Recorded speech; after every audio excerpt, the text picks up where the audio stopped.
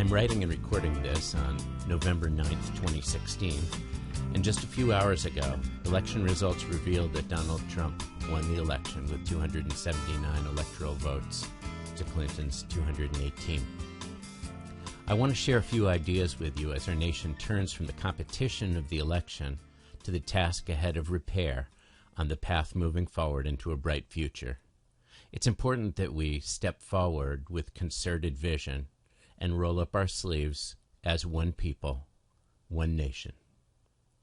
The victory of Donald Trump, and in fact his very presence and stellar showing on Election Day, defied nearly every poll. The theory of the polls has met the reality of the people's vote.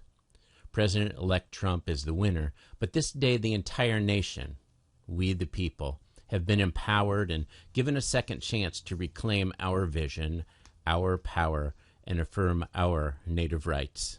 In that sense, we all win, regardless of gender, race, ethnicity, age, or political party. This is a time of affirmation. In the same way, beginning today, November 9th, we as Americans will be facing a difficult transition of releasing the shiny veneer in favor of accepting and understanding the reality of what lies beneath the surface. Here are a few areas that I feel would be most important to address together as a nation as we walk forward hand in hand. First, since the banking crisis of 2008, our government has favored banking and Wall Street. These interests have underscored this preferential treatment through their stunning and large campaign contributions to the Clinton campaign. Unfortunately, the underlying problems of the financial crisis, cheap money, the repeal of the Glass-Steagall Act, which gives investment banks the blessing of the FDIC while encouraging them to also gamble, and the reluctance of the banking industry to loan to Main Street businesses. All of these issues, returning Monday morning sobriety to the weekend party mentality, never have been addressed. Since Ken Lay was arrested at Enron, banks and corporations have admitted guilt in price fixing, mortgage fraud, and market manipulation, but no responsible human has been indicted, prosecuted, or jailed. The rule of law in any civilized society must apply to everyone, great and small. The curtain must be lifted by impartial prosecutors to expose and bring justice to those in our financial markets. Similarly, the rule of law and equal, but not vindictive, justice must be applied to politicians whom it appears have favored and represented the interests of corporations far above the best interests of their constituency. Second, our financial system has turned America from the world's largest creditor nation to the world's largest debtor nation during the past 30 years. Politicians on both sides of the aisle have engaged the too easy process of borrowing and printing more money to entice voters and constituents with free stuff.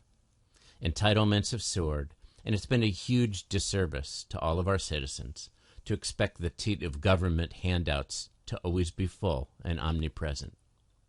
Just as setting out a bird feeder for the winter creates lazy birds, we as a nation need to stop spending what we don't have, take stock, and endure some of the pain and necessary responsibility of living lean, away from easy money and fast credit. Estimates from non-governmental groups such as John Williams' Shadow Stats document that we are already in a recession, that jobless rates are well into the double digits, and that inflation is in the 7 to 8% range, which we all know intuitively from shopping at the supermarket. The exiting administration, understandably, wanted to paint a rosy picture about the economy for voters. This must be exposed, however, cursed at perhaps, and we must begin the painful process of working our way out of this huge hole. Since biblical times, about 5% of every population is needy and requires help, and we are ennobled to set up a safety net for our widows and orphans, elderly and disabled. But government cannot give handouts and entitlements beyond this, for government does not create or produce anything. It can merely move funds from one pocket to another. In the past 8 years, the deficit has doubled from $8 to $19 trillion. Our currency supply has gone from 800 billion to almost 4 trillion, a five-fold increase in the currency supply. And this dilutes the purchasing power for each of us. This needs to stop, or we will be faced with pocketfuls of worthless currency. Here's the important point. The financial crisis isn't the outcome of the election. It has been masked and whitewashed during the election. It is present, it has been present, and it is the result of reckless spending policies, sometimes over decades, and unrestrained gambling on Wall Street.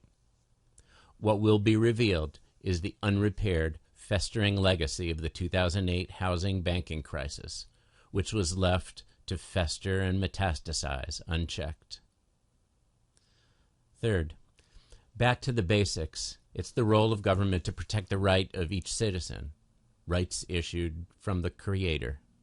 It's not the role or job of government or legislature to believe it can issue rights, limit rights, or to challenge the extent of rights. The process for this is a constitutional amendment, not a session of Congress, not an executive order. It's similarly the role of government, constitutionally, to defend our borders. This implies a sane discussion about immigration. No country, any country, has the resources, interest, or inclination to support people who are not productive or who do not embrace the values of a nation. Government is not charged constitutionally to be an empire. During the past 5,000 years of history, empires rise and they fall, and they always end badly. Our military is charged with defending our borders, but not protecting our business interests abroad. We need to restore that original vision and empower our generals to act on behalf of we, the people. Number 4, a thriving civilization requires sound money, and at our roots, that money is, or should be backed, by precious metals. Since 1971, our U.S. currency has been based not on something valuable, but on debt. And the Federal Reserve and the Treasury have been irresponsible in printing excess notes far beyond our ability to pay. Our federal unfunded liabilities far exceed $100 trillion, while our GDP, the measure of productivity of our nation, lies at only $16 trillion. And our income, our tax base, is just $2 trillion. If government were a household, we would be grossly mismanaged and bankrupt. And our government, indeed, is bankrupt. The issues go on, but in summary, we need to all join hands, expect and reveal the extent of our problems, and stop politically kicking the can down the road, get our hands dirty, and address these few issues. We need an equal rule of law for everyone, great and small. We need a recognition that government cannot solve or subsidize all problems, and that we, the people, must fund every dollar spent. We need to spend wisely. We need to recognize that government's role is to protect and defend our rights, but it does not issue, alter, modify, or limit rights. Our military defends us, not business or banking or lobbyists. Finally, we all deserve sound money, fiscal transparency, and a currency backed by a true tangible value. Last year, the Pentagon misplaced $7 trillion. And it's also time for an audit of the Federal Reserve, who is charged with issuing our currency, which represents the store of value for each hour of labor, hard-earned by every citizen. The tasks ahead are difficult, but we must reveal, assess, and address them, holding responsible parties legally accountable. Our tendency, if the election is an indicator, will be to blame, but we must resist that temptation. If we must, we, the people, are all at fault for giving away our native power to others. But it is refreshing and exciting to begin the cleanup and rebuilding of this incredible country, our experiment in liberty. Thank you for listening.